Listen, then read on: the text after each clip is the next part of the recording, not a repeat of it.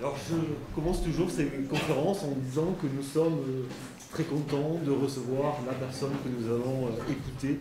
Et c'est vrai, nous sommes à chaque fois contents de recevoir la personne qui travaille sur la matière occitane, qui n'est pas une matière qui est sous les feux de la rampe, je dirais. Mais ce soir, nous sommes particulièrement heureux de recevoir Fausta Garavini. Il y a, je dirais, je compte mal, mais je dirais qu'il y a 3 Fausta Garavini. Enfin, il y en a une, mais il y en a 3. Une Fausta Garavini, et pour nous, l'accès moins facile, c'est la romancière italienne. Nous n'en traiterons pas aujourd'hui, sauf que. L'autre, c'est la Fausta Garavini, spécialiste de littérature française, de littérature du XVIe siècle, Montaigne, on en parlera ce soir, mais aussi du XVIIe siècle. C'est un aspect qui est très connu de Fausta. Et il y a un autre aspect, c'est la 3e Fausta, c'est la spécialiste de littérature occitane. Fausta Garavini a écrit une très belle histoire de la littérature occitane qui est parue au mois de mai 1970, un mois avant que paraisse une autre histoire de la littérature occitane qui a été rédigée par Robert Laffont, et puisque nous sommes ici à Toulouse, il faut le dire, par quelqu'un qui était Christian Anatole, qui a enseigné la littérature comparée dans notre université. Donc c'est par la littérature occitane que, pour ma part, j'ai découvert Fausta Garavini, et quand je suis tombé sur une édition de Sorel, le poète français du XVIIe siècle, je me suis demandé, mais c'est la même? Alors, je me suis renseigné, et effectivement, c'est la même. Alors, c'est peut-être une façon française que nous avons de cloisonner nos disciplines, de travailler dans nos champs, de façon assez indépendante, mais il y a quelque chose qui fait le lien entre ces différents pans de l'activité de Fausta Garavini, c'est précisément Montaigne. Montaigne, auteur français, dont le nom est écrit en lettres d'or dans le panthéon littéraire français, mais aussi Montaigne, occitan, c'est le titre un peu provocateur de cette conférence de ce soir. Un peu provocateur parce que c'est une dimension qui souvent a été oubliée. Peu de gens ont travaillé sur le rapport de Montaigne aux langues. Il y a Robert Laffont, que j'ai déjà cité, mais il y a aussi Fausta Garavini. Juste pour dire que Montaigne nourrit de culture française, latine, grecque, et on oublie, curieusement, souvent, le parler qu'il entendait. Alors, j'ai regardé sur la carte, là, j'ai pas mes lunettes, je ne vais pas le retrouver. C'est tout petit, tout petit. Je l'ai vu, il y a marqué montagne, qui est la forme effectivement occitane. Oui, mais vous les lunettes aussi, c'est par là. La force, montagne. C'est près de la Sainte-Foy. Voilà. Ouais. Donc on le voit, cette grande carte, on est juste dans le domaine occitan. Alors après, je ne suis pas linguiste, je laisserai à d'autres le soin de déterminer ce qu'ils pouvaient entendre comme dialecte.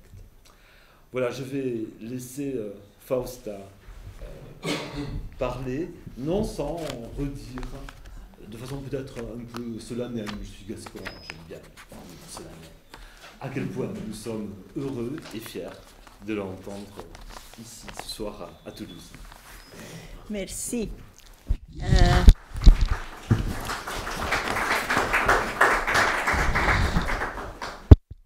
Ça va, on entend?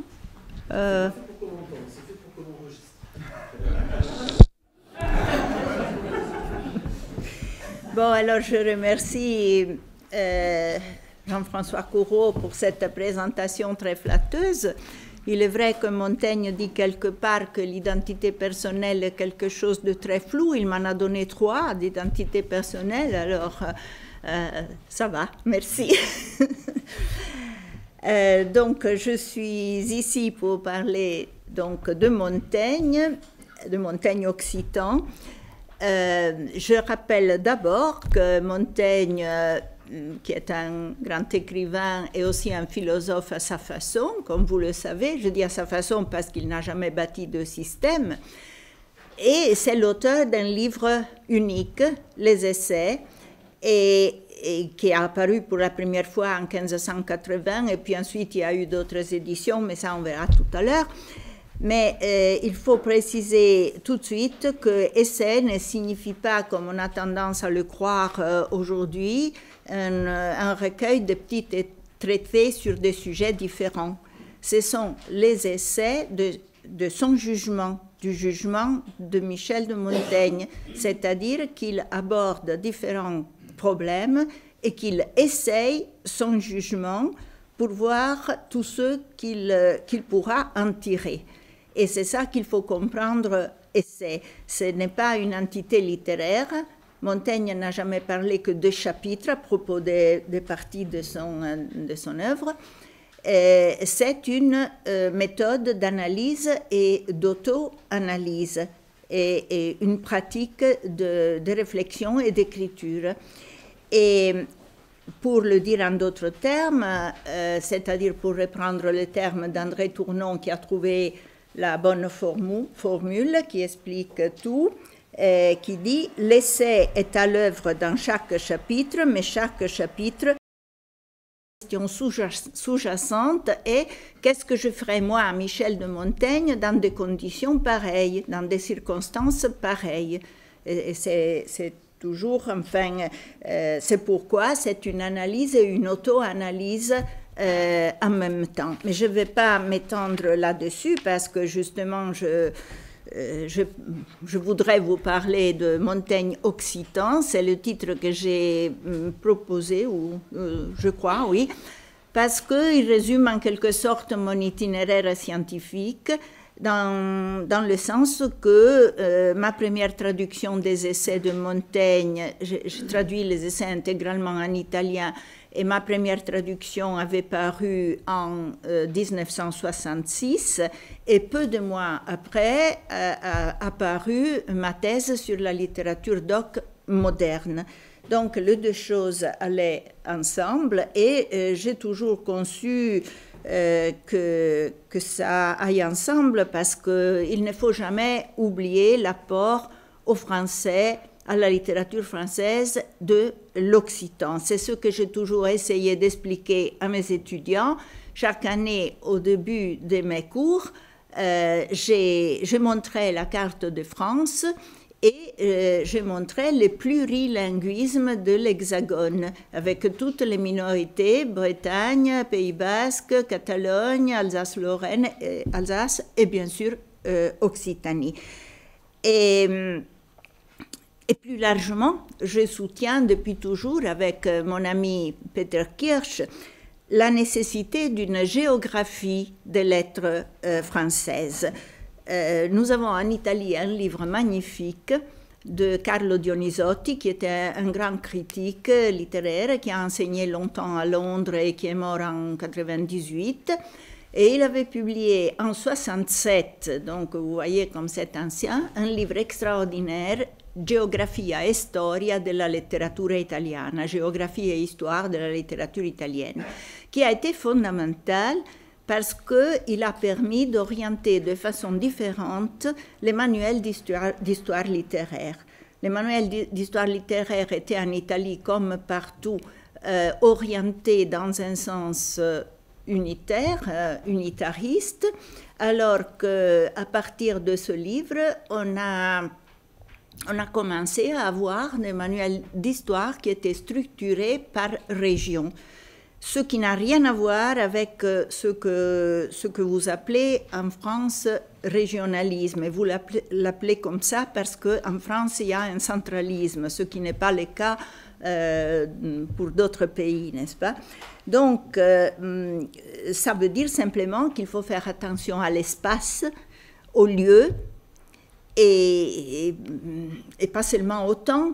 Enfin, je veux dire, Montaigne et Flaubert ne sont pas des écrivains régionalistes, mais il n'est pas sans importance que l'un soit né en Périgord et l'autre soit né en Normandie, même s'il allait très souvent à Paris et qu'il était très mondain. Voilà. Et donc, j'ai fait un livre, moi, beaucoup plus modestement, qui s'intitule Parigi e Provincia et qui voulait être une histoire et géographie de lettres françaises, nécessairement fragmentaires, enfin, où j'ai quand même essayé de poser quelques jalons, et Montaigne y avait sa place, et je vais vous dire comment j'envisage le problème de la triangulation linguistique de Montaigne, parce que nous sommes en présence d'un homme qui est au carrefour de 3 langues, le latin, le français et l'occitan. Nous verrons tout à l'heure quel occitan. C'est un déraciné linguistique, comme l'avait écrit Robert Laffont, et je voudrais préciser enfin, que c'est Robert Laffont qui avait le premier mis le doigt sur le problème.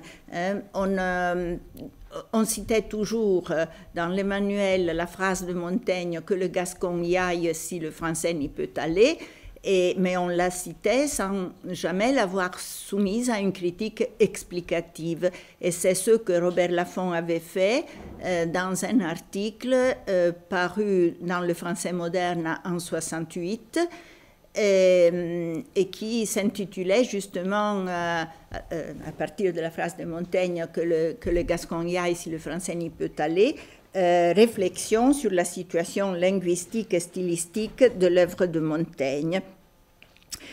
Et donc il partait, Robert Laffont, de cette phrase pour essayer d'expliquer, dit-il, le drame de la conscience linguistique en Aquitaine à la fin du XVIe siècle. Mais avant de reprendre son analyse et de la développer, je crois qu'il est utile de rappeler la façon singulière dont Montaigne a été élevé, c'est-à-dire en latin. C'est lui-même qui le raconte dans le chapitre de l'institution des enfants, le chapitre 26 du premier livre, et il dit que avant même qu'il n'apprenne à parler, son père l'avait confié à un Allemand qui ne savait pas un mot de français et qui en revanche connaissait fort bien le latin. Donc cet instituteur n'entretenait l'enfant qu'en latin. Et c'est le latin que Montaigne a appris comme langue vivante. Et de plus, je vous invite à relire le passage que vous avez en photocopie, c'est le passage numéro 1. Il dit « C'était une règle inviolable que ni lui-même, c'est-à-dire son père, il est en train de parler de son père, ni ma mère, ni valet, ni chambrière ne parlaient en ma compagnie qu'autant de mots de latin que chacun avait appris pour jargonner avec moi. C'est merveille du fruit que chacun y fit. Mon père et ma mère y apprirent assez de latin pour l'entendre et en acquirent à suffisance pour s'en servir à la nécessité, comme firent aussi les autres domestiques qui étaient plus attachés à mon service. Somme, nous latinisâmes tant qu'il en regorgea jusqu'à nos villages tout autour, où il y a encore, et on prit pied par l'usage, plusieurs appellations latines d'artisans et d'outils. Quant à moi, j'avais plus de 6 ans avant que j'entendisse non plus de français ou de périgourdins que d'arabesques. On va commenter tout à l'heure. Mais on voit par là que Montaigne est dans une situation très différente de celle de ses jeunes compatriotes. Il lui manque un contact d'enfance avec la langue de son milieu. Sa langue maternelle est le latin. Et puis, il la perd en grande partie, parce que à 6 ans, son père l'envoie au collège de Guyenne à Bordeaux, le collège le plus réputé de l'époque, qui avait été fondé par Antoine de Gouvéa, qui a vécu à Toulouse aussi. Hein. Il habitait rue Larrey, là où il y a le conservatoire de musique, et il y a une plaque sur la façade hein, qui dit « Ici a vécu Antoine de Gouvéa, maître de Montaigne », etc. Et alors il entre au collège à 6 ans, et là, il perd le latin, et il apprend le français. Et il dit « Mon latin s'abâtardit incontinent, duquel depuis par des accoutumances, j'ai perdu tout usage. » Donc il perd sa langue maternelle, il le regrettera toujours. Et plus tard encore, il écrira « Quant au latin qui m'a été donné pour maternelle, j'ai perdu par des accoutumances la promptitude de mon pouvoir servir à parler. Oui, et à écrire, en quoi autrefois je me faisais appeler maître Jean. » Donc, au collège, il apprend le français. Et en plus, il vit à Bordeaux, dans une ville qui se francise radicalement à cette époque. Alors qu'entre Toulouse et Nérac s'affirme au même moment une littérature moderne d'oc. Il y a l'institution du Gaïsabé qui vivote et qui passe au français, mais on a une renaissance de la littérature d'oc avec Pey de Garros, qui est l'auteur d'une traduction des psaumes parue en 1565. Et dans la vie au lecteur des psaumes, il fait quelque chose d'extraordinaire. Comme il veut donner aux Gascons des lettres de noblesse que le Gascon n'a pas, il invente une littérature gasconne dont on aurait perdu les manuscrits. Donc le gascon est une langue qui a eu une grande littérature, etc. Et puis alors, 2 ans plus tard, en 67, il publie des poésies gascunos qui sont dédiées au jeune prince Henri de Navarre. Donc, il y a le Gascon a un grand patrimoine littéraire, et Pey de Garros ajoute, n'est-ce pas, contribue à cette gloire littéraire avec ses poésies au gascuno. Et c'est un grand moment des lettres gasconnes qu'on doit essentiellement à Jeanne d'Albret, hein, la reine de Navarre, qui est passée au protestantisme, donc une religion, le protestantisme, une langue, le gascon, et un roi, son fils Henri de Navarre, qui deviendra plus tard Henri IV de France. Et elle avait commandé aussi une traduction des psaumes en béarnais qui paraît en 1583 par Arnaud de Salette, et puis en 1604 et 1610, il y aura d'autres grands écrivains comme Bertrand Larade, dont je suppose que Jean-François Courreau a dû vous parler, Guillaume Madère, etc. Mais Bordeaux n'est pas dans cette mouvance. Hein. Bordeaux est une ville francisée, donc Montaigne, il adhère à la culture française par ses lectures, les auteurs du passé, du présent, par ses amitiés. Son grand ami Étienne de la Boétie est quelqu'un qui est parfaitement intégré aux lettres françaises, il est l'ami de Baïf, de Dora, et ainsi de suite. Donc Montaigne, il écrit les essais en français. Ce n'est pas un choix. Il est bien obligé parce qu'il ne connaît suffisamment aucune autre langue.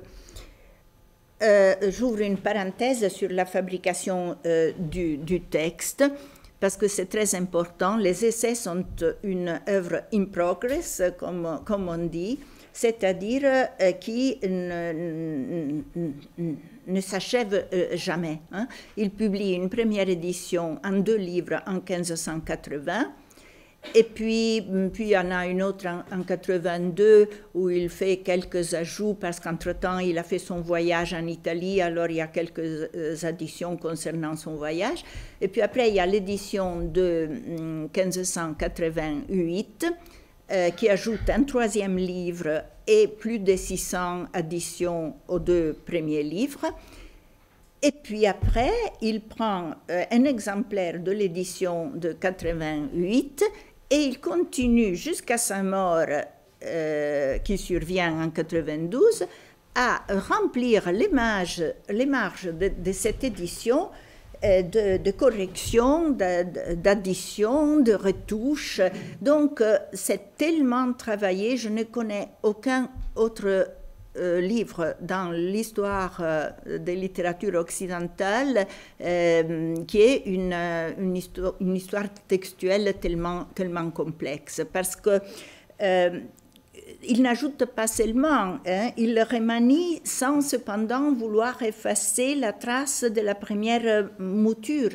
Il dit qu'il veut peindre le passage, non pas d'âge en âge, mais de moment en moment. Donc, son moi d'avant doit rester à côté de son moi d'après, vous voyez. Alors, cet exemplaire couvert de corrections, additions, etc., il a été oublié pendant des siècles. Et l'édition que tout le monde a lue est l'édition posthume faite par Marie de Gournay, qui était une admiratrice de Montaigne, il l'appelait « ma fille d'alliance ». Et tout le monde, je veux dire, Pascal a lu Montaigne dans l'édition de Marie de Gournay, et Voltaire, ainsi de suite, tout le monde a lu l'édition de Marie de Gournay. En 1800, on a retrouvé l'exemplaire annoté par Montaigne à Bordeaux, au couvent de Feuillant, et il est maintenant à la bibliothèque municipale de Bordeaux, et c'est pourquoi on l'appelle l'exemplaire de Bordeaux, sur lequel sont basées les éditions modernes. Alors, je disais qu'il écrit en français, que ce n'est pas un choix, parce que c'est la seule langue qu'il possède suffisamment. Mais quelle est son attitude vis-à-vis du français? Ça ne lui plaît pas tellement. Du moins, ça ne le satisfait pas entièrement. Et je vous invite à lire le passage numéro 2. En notre langage, je trouve assez d'étoffe, mais un peu faute de façon. Je le trouve suffisamment abondant, mais non pas maniant et vigoureux suffisamment. Il succombe ordinairement à une puissante conception. Si vous allez tendu, vous sentez souvent qu'il languit sous vous et fléchit, et qu'à son défaut, le latin se présente au secours, et le grec à d'autres. Le grec à d'autres parce que Montaigne savait très peu de grec, un peu mais pas beaucoup. Donc le français correct, cultivé qui est le sien est une langue un peu molle, enfin qui manque de vigueur. Alors premier recours pour le revigorer, le latin. Je passe vite sur le latin. En fait, Montaigne utilise beaucoup, vraiment beaucoup le latin. Les essais sont bourrés de citations latines. Mais quand je dis citations, c'est pas bien dit, parce qu'en réalité, ce ne sont pas des citations. Le latin est le plus souvent incorporé au français. Montaigne commence un propos en français et puis il le continue par des vers de Lucrèce, d'Horace, de Virgile, et en modifiant les passages latins pour les faire coller à son discours, c'est-à-dire que si les vers latins sont, je ne sais pas, au temps passé, il les met au présent, si ça l'arrange, ou si c'est à la première personne, il les met à la troisième ou vice-versa, enfin. Et donc, il est impossible de lire les essais en sautant les passages en latin, parce que si on saute les passages en latin, comme les étudiants ont tendance à le faire, normalement, souvent, on ne suit plus le fil du discours. Voilà, on perd le fil du discours. Donc, mais c'est cette volonté de trouver une expression forte, vigoureuse, frappante, que le français ne lui donne pas. C'est ça qui explique sa préférence pour le style anticlassique de Sénèque par rapport au style symétrique de Cicéron. Montaigne aime la sentence par opposition à la période oratoire. Des discours de Cicéron, il dit qu'ils sont bons pour l'école, pour les barreaux et pour le sermon, où nous avons loisir de sommeiller et sommes encore un quart d'heure après assez à temps pour rencontrer le fil du propos. Alors, voilà. Parce qu'il déteste l'artifice, il déteste l'affectation, les discours apprêtés. Il voudrait, dit-il, un parler simple et naïf, tel sur le papier qu'à la bouche. Une écriture qui reproduise la parole orale. Passage numéro 3. Mon dessein est de représenter en parlant une profonde nonchalance et des mouvements fortuits et imprémédités comme naissant des occasions présentes. Aimant aussi cher ne rien dire qui vaille que de montrer être venu préparé pour bien dire. Chose méséante, surtout agent de ma profession. Il veut dire la profession militaire parce qu'il appartenait à la noblesse d'épée. Et chose de trop grande obligation à qui ne peut beaucoup tenir. L'après donne plus à espérer qu'il ne porte. On se met souvent sottement en pourpoint pour ne sauter pas mieux qu'un sait. Et encore, numéro 4, il en est de si sots qui se détournent de leur voie à un quart de lieue pour courir après un beau mot. Je tords bien plus volontiers une bonne sentence pour la coudre sur moi que je ne tords mon fil pour la l'équerrir. Comme je le disais, il modifie parfois les passages latins pour les insérer dans son texte. Au rebours, c'est aux paroles à servir et à suivre, et que le gascon y arrive si le français n'y peut aller. Nous sommes donc à la phrase que j'avais déjà rappelée tout à l'heure et d'où Robert Laffont était parti pour son analyse.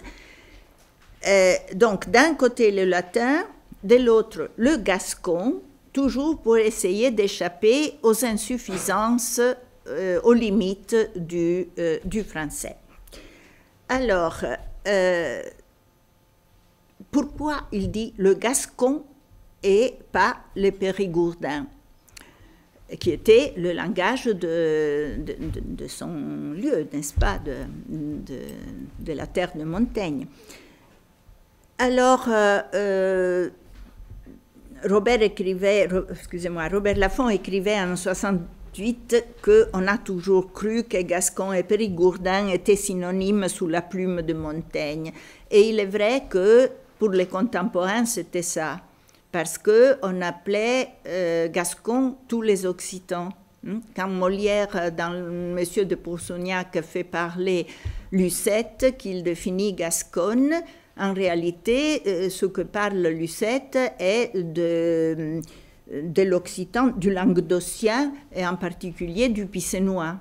Donc, c'est vrai que on confondait les deux, mais pas Montaigne. Montaigne, il ne confond pas les deux.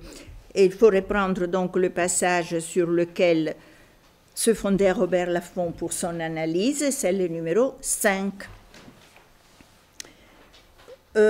Vous y trouvez dans ce texte, vous y trouvez des petites lettres entre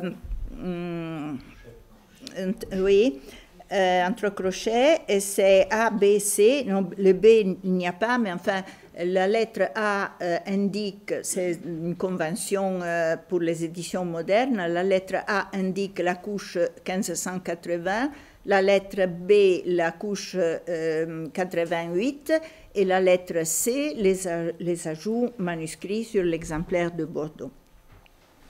Mon langage français est altéré et en la prononciation et ailleurs par la barbarie de mon cru. Je ne vis jamais homme des contrées de Dessas, en Dessas de la Loire, au sud de la Loire, qui faisait autrefois le partage entre la Languedoc et la Languedoc. Je ne vis jamais d'homme des contrées de Dessas qui ne sentit bien évidemment son ramage et qui ne blessa les oreilles pures françaises.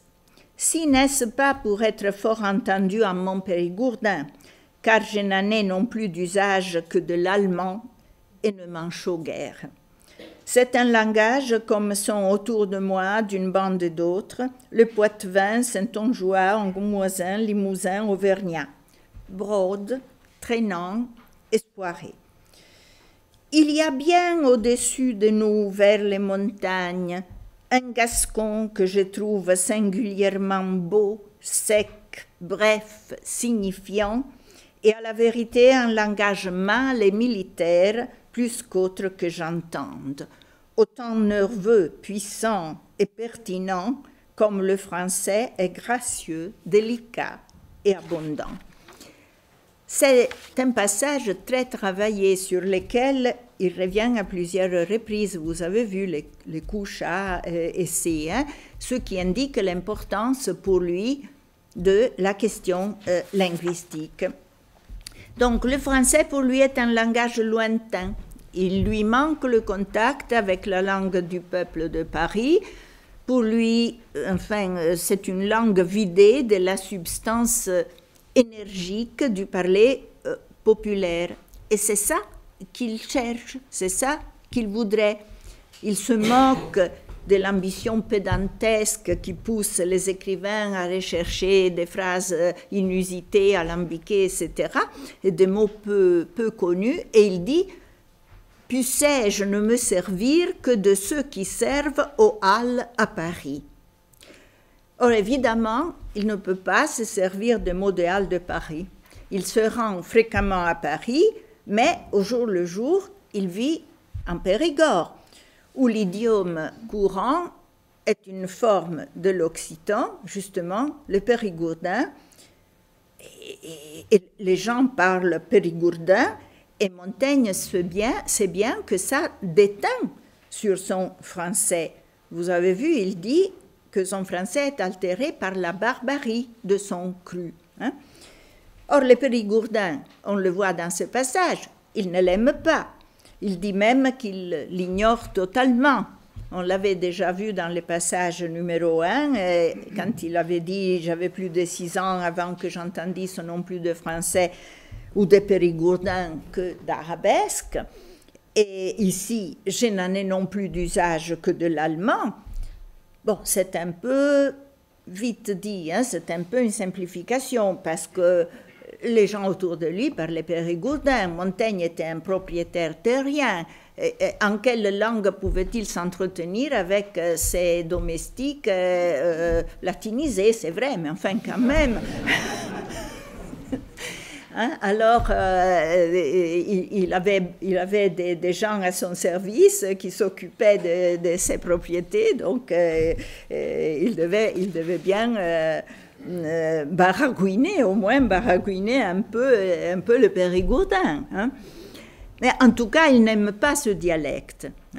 Robert Laffont avait observé que ces adjectifs qu'il applique au périgourdin, brode, traînant, esfoiré, semblent désigner une paresse articulatoire, la diphtongaison vocalique et la chute des consonnes finales qui donnent au périgourdin un timbre un peu mou. Par contre, le gascon est sec, bref, signifiant, nerveux, puissant, pertinent.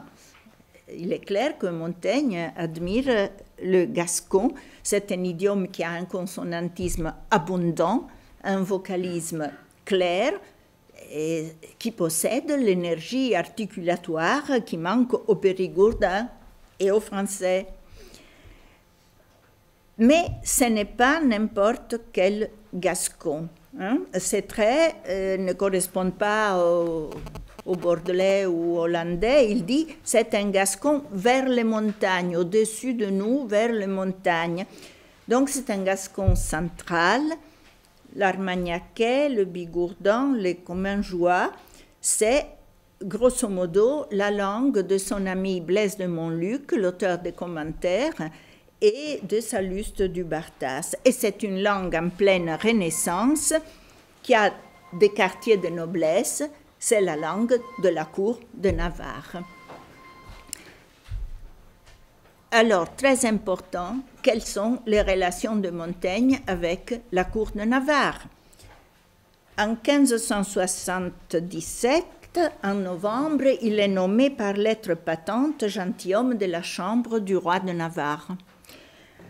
En 78, en septembre, il y a la réception à Bordeaux de Marguerite de Valois, reine de Navarre. Et Montaigne a peut-être été présenté à la reine à cette occasion. En 78, toujours le 15 décembre, pour l'entrée de la reine en Irak, Salluste du Bartas a écrit un dialogue des nymphes où trois nymphes latines, françaises, gasconnes se disputent et c'est la nymphe gasconne qui l'emporte et qui s'adresse à la nymphe française en ces termes, pas tout à fait en ces termes parce que ma prononciation gasconne, je ne sais pas, hein, moi, mon occitan c'est le provençal rhodanien, alors je ne sais pas. Toute boste beutane et sare que peinture, que migne, qu'affiqué, que retourti, que phare. Et ma beutana punta autemai que nature, la nature au toustin, es m'espère que l'art. Je traduis. Toute votre beauté n'est aujourd'hui que peinture, que minauderie, parure, torsade et phare, mais ma beauté n'a pas d'autre mère que nature, la nature toujours est plus belle que l'art. Donc il y a une opposition claire entre l'affectation, la minauderie, etc. de la nymphe française et la nymphe gasconne qui représente justement la langue naturelle, une langue de nature. Donc du Bartas oppose le gascon au français comme la nature à l'art. Hein. Alors, en Irak, Montaigne était peut-être présent. C'est mon hypothèse, mais je la crois plus que probable. Les liens sont nombreux dans les témoignages de Jacques de Thou. Montaigne, à cette époque, aurait joué un rôle d'intermédiaire dans une tentative de négociation entre le duc de Guise et le roi de Navarre.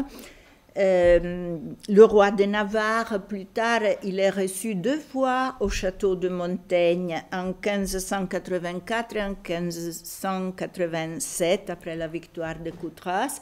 Et Montaigne en est très fier. Hein. Quand il parle de son château dans les essais, il dit « La majesté royale y a pu plus d'une fois en sa pompe », c'est-à-dire qu'il a reçu le roi de Navarre avec toute sa suite au château de Montaigne. Montluc, l'auteur des commentaires, les commentaires seront publiés en 1592, mais ils ont dû être écrits entre 70 et 77. Et Montluc est un ami de Montaigne, Montaigne en parle dans les essais. Et les commentaires de Montluc, c'est bien là le langage gascon de la guerre. Hein. Qui soutient le français de Montluc. C'est un langage mâle et militaire. C'est la langue des cadets de Gascogne. Hein, c'est ça. Alors, pour revenir en Irak et à la présence de Montaigne à l'entrée de la reine en Irak en 78, le chapitre 17 du livre 2 des essais a été certainement composé à cette date, entre 78 et 80. Et dans la première rédaction de ce chapitre, le passage que nous avons lu était différent. Et vous avez, passage numéro 6, vous avez le même passage, mais dans la rédaction, dans la première rédaction, celle des essais de 1580, c'est-à-dire qu'on est tout de suite après la rencontre de Nérac, la cérémonie de Nérac. Alors, je vous donne là la rédaction de 1580, qui diffère, comme on va le voir, de celle qui est plus tardive. Je ne sais parler que la langue française. Encore est-elle altérée, et en la prononciation et ailleurs, par la barbarie de mon cru. Car je ne vis jamais homme des contrées de Dessas qui ne sentit bien évidemment à son ramage et qui ne blessa les oreilles qui sont pures françaises. Si n'est-ce pas pour être fort entendu en mon périgourdin, car je n'en ai non plus d'usage que de l'allemand et ne le plains guère. Il y a bien au-dessus de nous vers les montagnes un gascon pur que je trouve singulièrement beau et désirerais le savoir. Car c'est un langage bref, signifiant et pressé, et à la vérité un langage mâle et militaire plus que nul autre que j'entende. Et désirerait le savoir. C'est-à-dire que Montaigne, dans la première mouture de ce passage, il regrette de ne pas savoir parler gascon. Alors on pourrait même imaginer que cette phrase exprime à chaud son regret de s'être senti étranger dans une cour gasconophone, à Nérac. C'est une hypothèse, évidemment. Mais il me semble assez significatif cette phrase « et désirerait le savoir » qu'il supprime sur l'exemplaire de Bordeaux. Il supprime l'expression de ce désir, il ajoute sa critique du Périgourdin, mais il confirme en même temps son appréciation du gascon. Parce que justement, c'est en gascon qu'il trouvait le langage qui lui plaisait. Mais c'est le Périgourdin qui colore son français.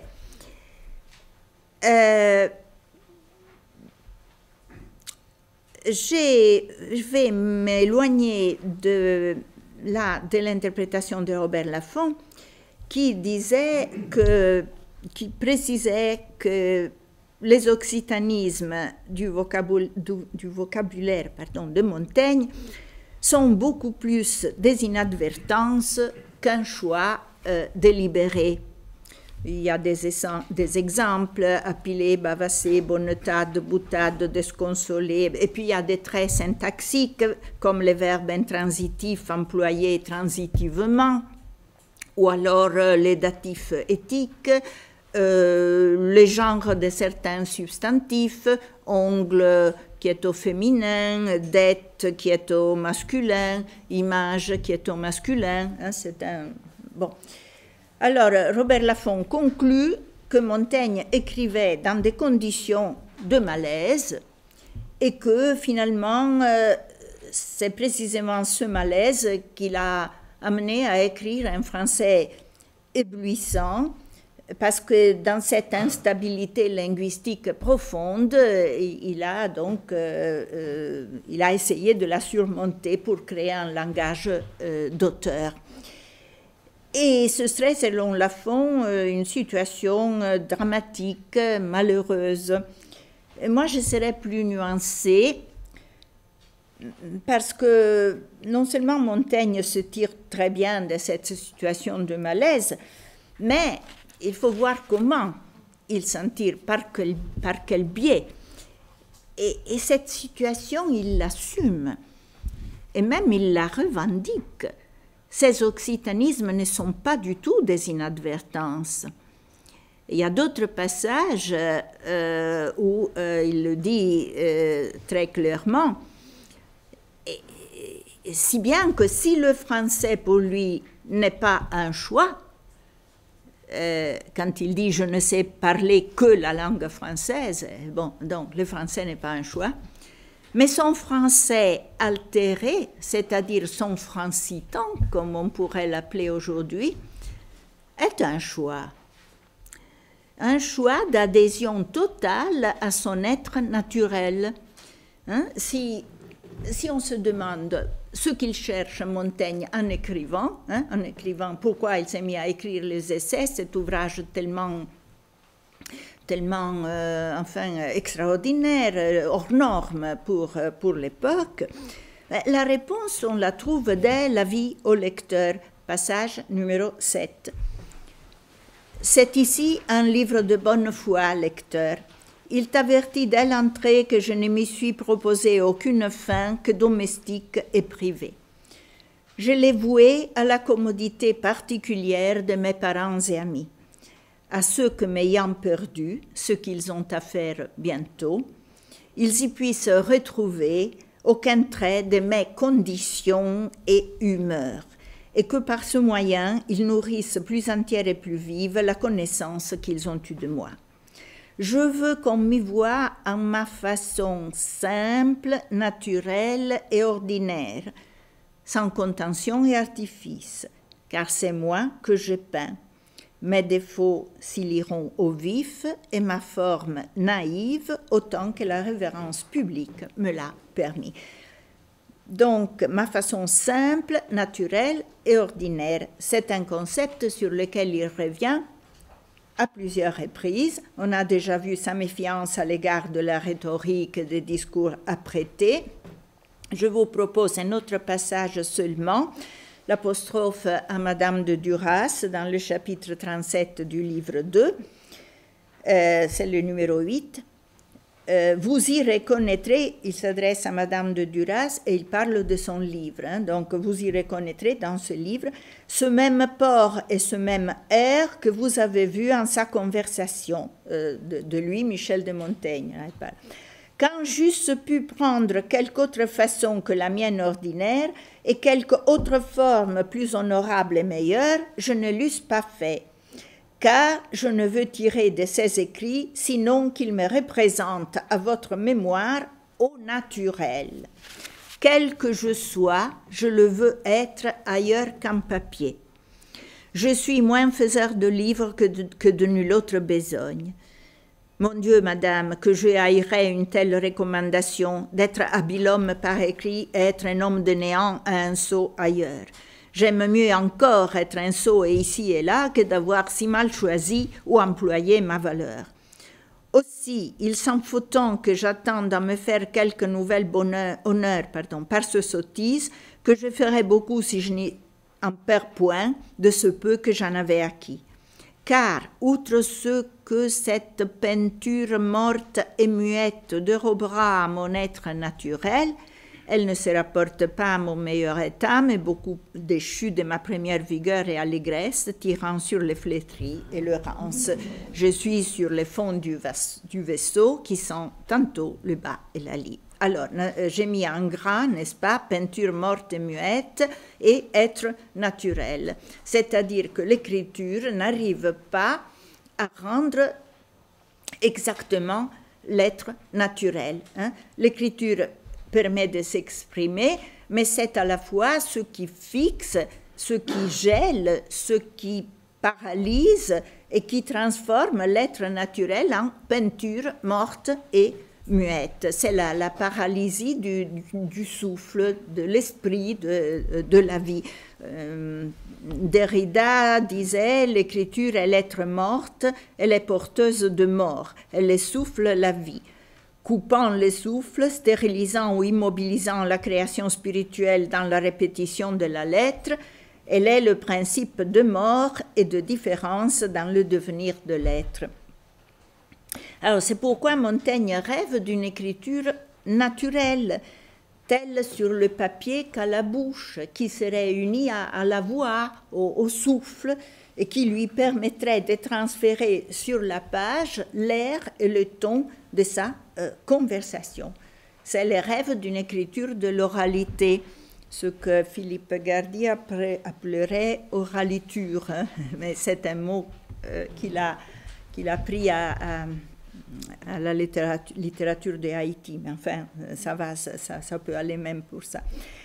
Alors, ce rêve d'une écriture de l'oralité, évidemment, est illusoire parce que tous les procédés qu'on peut mettre en œuvre pour essayer de mimer l'oralité font bel et bien partie des règles de la rhétorique oratoire. Hein. Et donc, ce sont des effets qui s'adressent surtout à l'oreille, qui miment des impressions auditives, mais ce sont des procédés. Hein. On ne peut pas faire en sorte que la rhétorique n'y entre pas. On ne peut pas reproduire la parole, mais seulement l'art de la parole. Et là, je ne peux pas me retenir. J'ai envie de dire encore une fois, même si je l'ai déjà dit hier, qu'on ne peut pas se permettre d'écrire dans l'édition de la Pléiade que le style de Montaigne est impulsif et prime-sautier, nonchalant et cavalier, parce que c'est une langue tellement travaillée comme celle de Montaigne, et voilà, enfin. Et Montaigne est parfaitement conscient qu'il ne peut pas reproduire la parole. Mais il ne cesse de multiplier les efforts pour esquiver les embûches de la rhétorique, les pièges de la langue écrite. Et comment? Bon, d'abord, par l'instabilité de son vocabulaire. Hein? Il joue sur des acceptions différentes du même mot, il utilise des termes caducs, il semble prendre plaisir à souligner le caractère transitoire de son style qui sera bientôt désuet. Il dit, passage numéro 9, « J'écris mon livre à peu d'hommes et à peu d'années. Si c'eût été une matière de durée, il eût fallu commettre à un langage plus ferme. » Selon la variation continuelle qui a suivi le nôtre jusqu'à cette heure, qui peut espérer que sa forme présente soit en usage d'ici à 50 ans? Il écoule tous les jours de nos mains, et depuis que je vis, s'est altéré de moitié. Nous disons qu'il est astur, gasconisme, parfait. Autant en dit du sien chaque siècle. Je ne garde de l'en tenir là, tant qu'il fuira et se difformera comme il fait. Donc il choisit délibérément une langue éphémère, la langue d'aujourd'hui, la langue de maintenant. Et il choisit aussi la langue d'ici, puisqu'il proclame sa fidélité à la barbarie de son cru. Passage numéro 10. Pour ce mien dessein, il me vient aussi à propos d'écrire chez moi, un pays sauvage, où personne ne m'aide ni me relève, où je ne hante communément homme qui entendent le latin de son patenot, quand il veut se rapporter à une langue qu'il admire, c'est de gascon qu'il parle parce que le gascon a une tradition littéraire, est une langue littéraire récemment construite sur un modèle de nature, comme on l'a vu chez du Bartas. Donc Montaigne, il me semble qu'il a compris quelque chose de fondamental. S'il y a dans la voix quelque chose qui ne se laisse pas réduire à l'écriture, on ne peut le ressaisir qu'à la condition d'isoler non pas l'irréductible, c'est-à-dire les accidents de prononciation, les hésitations, les embarras de parole, ce que la sociolinguistique appelle le ratage. Ça, évidemment, c'est pas possible, mais il faut garder l'empreinte d'un certain lieu, hein, et c'est ça. Je suis parce que je suis là. Ubi locor ibi sum, dira Robert Laffont dans Le travail et la langue.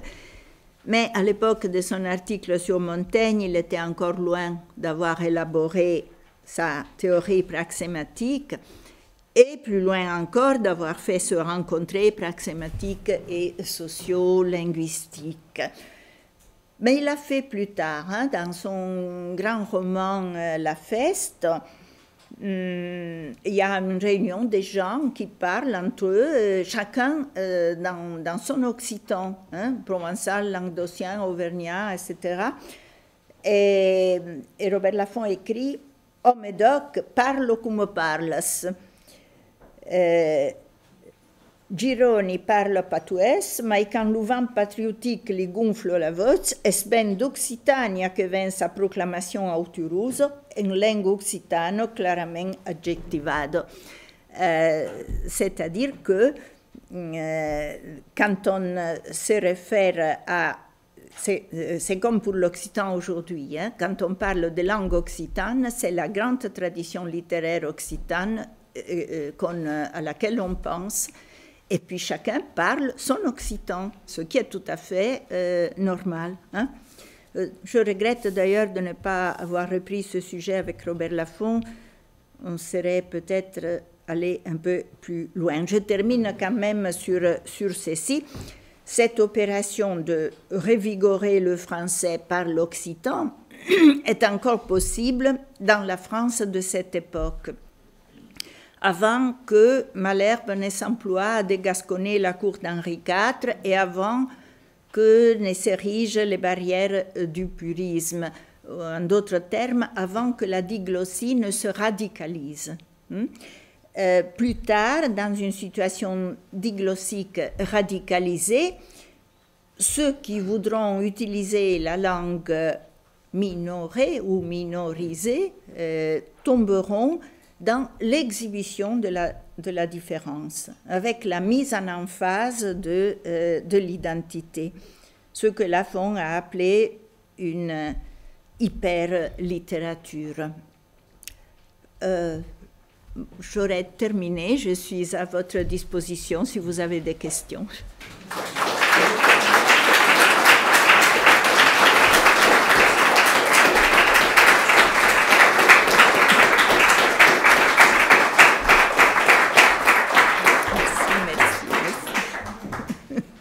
Merci vraiment, Fausta. On devrait continuer encore longtemps. On va continuer avec l'assistance qui est nombreuse ce soir. Juste moi, deux choses. Une chose, pour laisser la parole aux gens. Maman Montaigne, elle ne parlait pas latin. Il y a bien eu, alors on sait bien comment les enfants étaient élevés, c'était la nourrice qui était présente. Moi, jusqu'à 6 ans, j'ai beaucoup de mal à croire que le Périgourdin n'ait pas été présent. Et que le latin ait été ça, et je ne suis pas le seul à en douter, le latin ait été ça matin. Écoute, on ne peut se fonder que sur ce qu'il dit, hein, et en faisant un peu en corrigeant un peu peut-être, parce qu'il y a, je l'ai dit, quand il dit qu'il ne parlait pas plus de Périgourdin que d'arabesque, c'est pas possible. Hein. Donc, ce sont des positions linguistiques qui ne correspondent pas exactement à la réalité, mais à la représentation qu'il s'en fait. Donc, pour lui, c'était comme ça, en quichant un peu peut-être, mais enfin, en quichant, c'est un occitanisme.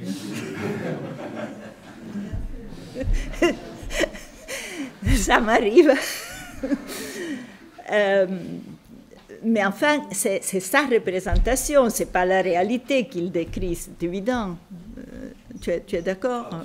Oui. De la même façon que Agrippa d'Aubier écrit qu'à l'âge de 6 ans, il traduisait Platon en latin avec l'aide de son précepteur.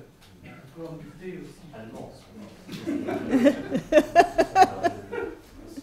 Oui, moi je suis étonné, il ne parle jamais de la langue espagnole, qui est celle de ses grands-parents, maternelle et paternelle. Oui, mais attendez, c'est loin. Hein. Je veux dire, il y a toute une histoire là-dessus, sur les origines de Montaigne. Alors, sa mère, Antoinette de Loupe, aurait été marane, n'est-ce pas? Mais ça s'était perdu dans la famille, évidemment. Ce qu'il dit, à un moment, toujours dans l'institution des enfants, il dit que il faudrait enfin un jeune garçon le faire voyager, le faire entrer tout de suite en contact avec le langage de ses voisins. Et donc, on peut regretter justement que il regrette, hein, implicitement, il regrette que son père ne lui ait pas fait apprendre soit l'espagnol, soit l'italien, il l'a appris depuis. Mais ça, c'est normal parce qu'à l'époque, l'italien était la langue de culture européenne.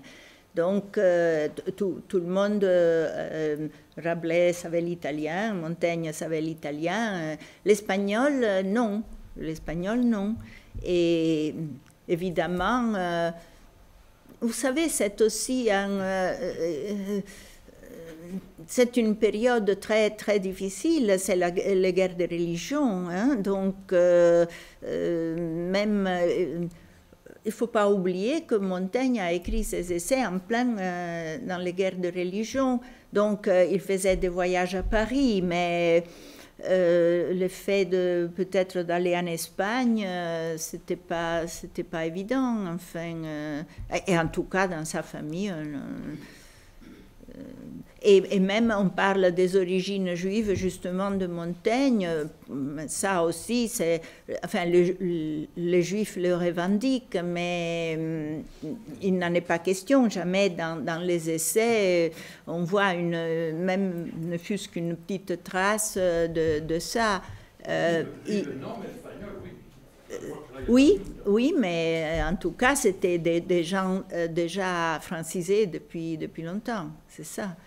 Et quant à la religion, lui, il se dit catholique, mais en plein milieu de sa famille, enfin une partie de sa famille était passée au protestantisme. Oui, pardon. Justement, son nom dans la famille, c'est toujours écrit en orthographe française, Montaigne? Ah, oui, mais non, attendez, c'est pas l'orthographe française, c'est parce qu'à l'époque, oui. IGN servait à indiquer le son gn. Alors, en réalité, on devrait prononcer montagne. Oui, mais le I, c'est un fait d'écriture, mais ce n'est pas à la française. C'est l'écriture de l'époque qui était, au XVIe siècle, un fouillis. Hein. Le L qui finit. Voilà aussi, exactement, oui. Il y a un niveau de langage que vous n'avez pas abordé, que je me suis demandé à partir du dernier exemple cité, s'il ne fallait pas parler aussi du français régional de Bordeaux, c'est-à-dire qu'il n'était pas forcément un décalque de l'occitan, parce que le français régional du Sud, il est influencé aussi par Lyon, et donc, comme vous citiez le mot Astur, vous dites c'est un gasconisme, mais Astur, et bon, aujourd'hui c'est en français du Québec, donc c'était un mot qui était répandu dans toute la France du Sud, probablement en Charente, etc. Et tout, c'est loin d'être seulement un occitanisme. Donc, est-ce que c'est pas aussi son sentiment d'insécurité? C'est parce qu'il parlait aussi un français régional, et c'est pas forcément un français péribourdalisé, mais un français qui n'était pas celui de la Boétie ou du français officiel du Nord, effectivement. Est-ce que c'est pas aussi ce niveau de langage qui le perturbe, qui le gênait, qu'il avait appris à Bordeaux, en fait?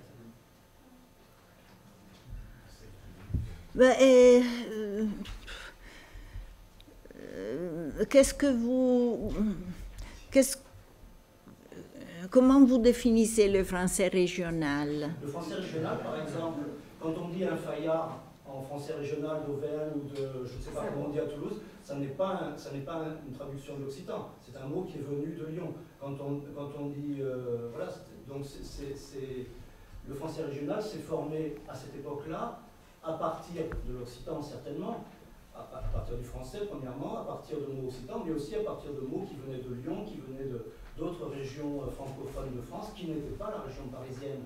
Et peut-être que Astur n'est pas forcément un gasconisme, mais il peut aussi être un mot de l'ouest de la France. C'est ça que je lui demande. Pas de réponse, hein, moi non plus. Moi non plus, je n'ai pas de réponse. Dans le journal de voyage, on voit un certain nombre de ce qu'on appelle gasconisme, c'est-à-dire tous les mots froideurs, mais qui sont écrits vraiment selon la prononciation gasconne. Et bon, on n'a pas le manuscrit du journal de voyage, mais on a reproduit cette graphie. Quant à savoir si Astur ou Asteur était aussi répandu dans l'Est, dans l'Ouest ou dans le Nord, moi je ne peux pas vous répondre. Hein, je n'ai pas fait une recherche sur ce terme. Les mots voyage, les mots voyage, le lexique voyage, la syntaxe ne voyage pas, mais le lexique voyage entre une langue et une autre. Mais ce que je veux dire, c'est que il avait bien sûr, bon, il allait souvent à Paris, il avait des contacts aussi avec la cour parisienne, il a très bien pu prendre d'autres mots d'ailleurs, mais comment le savoir, je veux dire.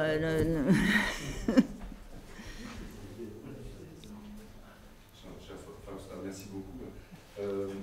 Il y a un point de clivage dont on parlera, et sinon je suis absolument tout ce que tu as dit. C'est concernant, et c'est d'ailleurs pas du tout en difformité, enfin en contradiction avec le propos sur le gascon, l'idée que, au fond, la rhétorique qui vive l'oralité, c'est toujours de la rhétorique. Je crois que chez Montaigne, il y a un effort pour aller plus loin que ça, dans une espèce de façon d'inscrire c'est un peu improbable, et il le dit, il y a des chapitres qui le thématisent, le hasard de l'écriture, dans l'écriture. Enfin bon, ça c'est autre chose, mais je pense à un 10, 3, 8, la fin, etc. Et sinon, la question, elle est autour d'un passage qui m'a beaucoup fasciné aussi, c'est la dernière citation. La dernière. Le monologue intérieur, là. Le mot du cru de Gascogne, alors on pense que c'est ce que lui reprochait Pasquier en particulier. Oui, par oui. exemple, le rencontre, hein. D'ailleurs, il n'a jamais corrigé, il a laissé les deux genres volontairement dans les essais, la rencontre, le rencontre, entre autres termes. Et comment comprends-tu les fautes de coutume dans ces conditions? Justement, si je dis, dans mon français à moi, si je dis quiché, c'est comme ça que je parle, c'est mon français à moi. Et je sais bien que c'est incorrect pour les oreilles pures françaises, mais c'est comme ça. Je veux dire, ce que j'ai engrangé dans ma langue habituelle et que j'utilise normalement. Et tu serais d'accord avec le fait que ça se leste d'une profondeur supplémentaire dans le sens où la théorie de la coutume chez Montaigne, c'est ce qui est précisément fondamentalement relatif, ce qui existe de fait et non de droit. Hein. Et on peut rajouter la chose suivante, sans faire trop d'extrapolation, à mon avis, c'est que si les pays du Sud sont des pays de droit romain, il y a des enclaves coutumières, et en particulier le Bordelais. Et il y a là des coutumiers guyennes, me semble-t-il, en Périgord, j'ai l'impression, si je me souviens bien. Sarlat restant, elle aussi, une petite enclave de ce point de vue-là. Donc je crois que c'est pas seulement une expression, il y a une profondeur philosophico-linguistique. Oui, tu as raison. À mon avis. Oui, tu as raison, absolument. Tout à fait, oui. C'est très important d'ailleurs l'utilisation du terme coutume chez Montaigne. Oui, bien sûr, oui. Deux petites remarques, si possible. D'abord, la diglossie franco-régionale, franco-occitane, ne pouvait pas se décrire comme on la décrirait dans sa forme actuelle. Bien sûr. C'était très difficile parce que le nombre des francophones était très inférieur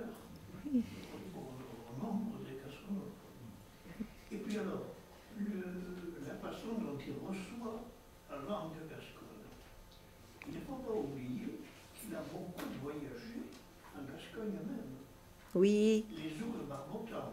Oui, il est allé se soigner aux eaux thermales. Oui, oui, oui. Très bien. Les stations thermales pyrénéennes, enfin, il y est allé, et évidemment, il a été en contact avec des gens qui étaient certainement monolingues, et deuxièmement, des gens qui ne pouvaient que s'exprimer par conséquent dans la langue vernaculaire. Je crois qu'il faut tenir compte de ça.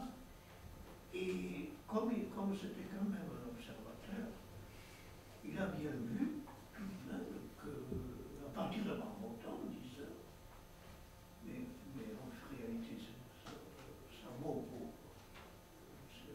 prendre ça de Marmottan.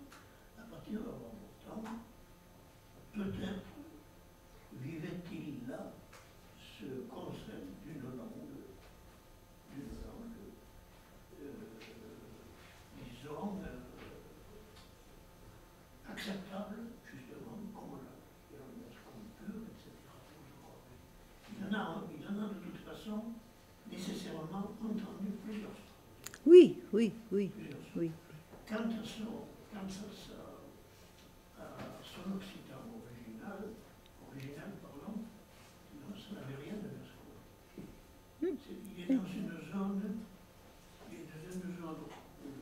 dans laquelle conflue le Périgordin, c'est-à-dire les parlers du Nord, le gascon du Nord aussi, c'est-à-dire de la Pointe de Grappe et ces pays-là. Et on ne sort pas de là. Voilà. Oui, oui, oui. Il faut, enfin, il a jamais, il a sûrement, tu as raison, sûrement entendu plusieurs fois le gascon, plusieurs formes de gascon.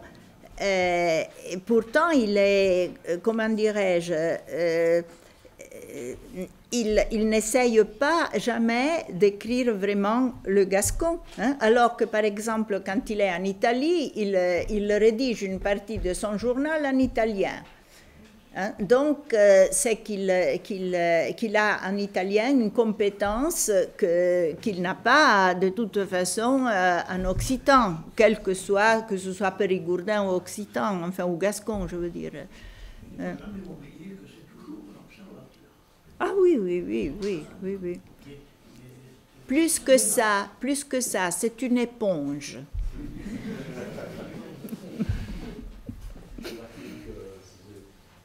Oui, bon, moi ce qui me trouve, enfin, mène le plus à réflexion, c'est dans un texte de grammairien concernant les noms de langue dans le texte, ce sont les articles en fait. Parce qu'il y a la phrase, il y a le gascon et le français, et là c'est la vision de bipartition. Et ensuite il dit mon périgourdin, Oui.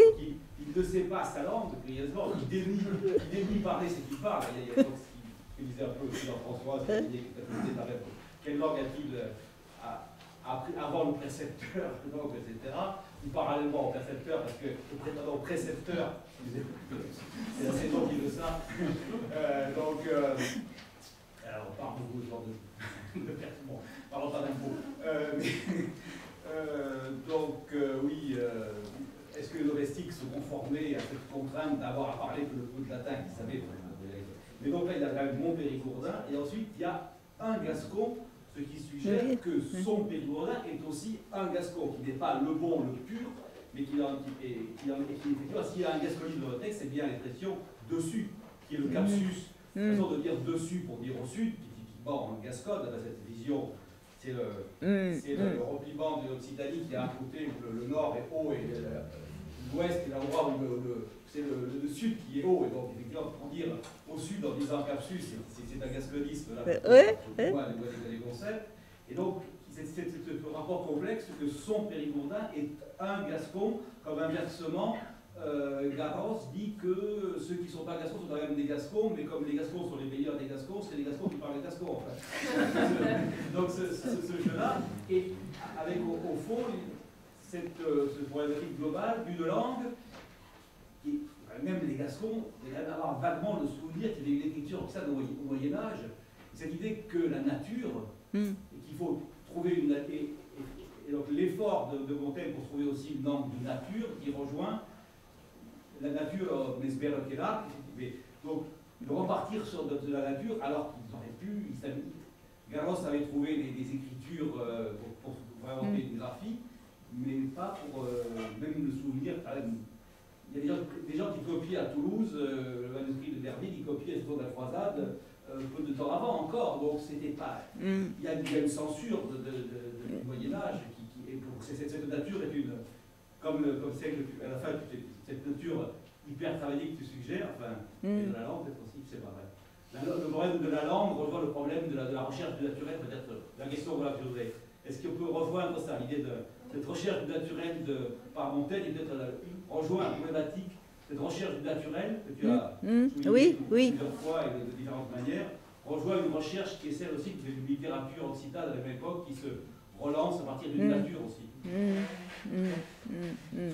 Oui, je pense qu'il y a un lien. Je l'ai peut-être dit de façon un peu schématique, mais c'est bien ça. Je pense que c'est ça, qu'il y a cette... enfin, qu'il a respiré ça, du moins, à la cour de Navarre, en tout cas. Hein? C'est ça. Par du Bartas. Plus Hein? que par Garros, qui a été... Oui, bien sûr. Oui, évidemment. Oui, c'est ça. Oui. Enfin, c'est quand même... ce sont des thèmes passionnants.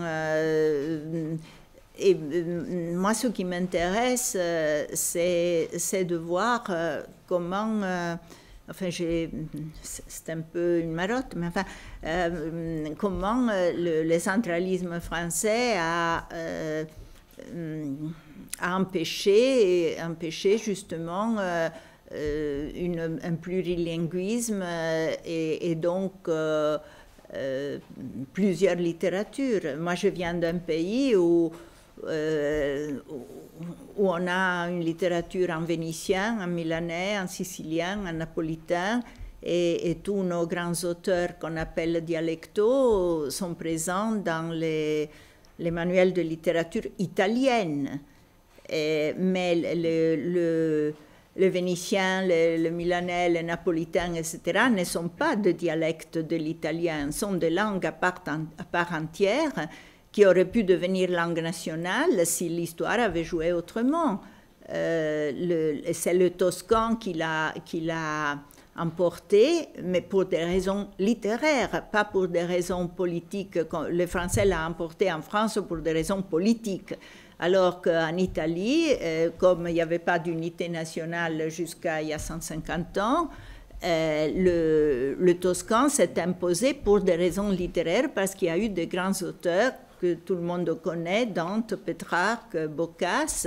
Donc, et l'italien s'est imposé, mais comme langue littéraire, personne ne parlait italien, sauf en Toscane, sauf les Toscans parlaient ce qu'on a appelé italien. Mais partout ailleurs, on continuait de parler. L'italien, c'était la langue de la littérature, mais de la littérature lyrique. Et c'est pourquoi on n'a pas eu en Italie, comme vous avez eu en France, un grand théâtre ou un grand roman. On l'a eu beaucoup plus tard parce que l'italien n'était pas une langue sociale.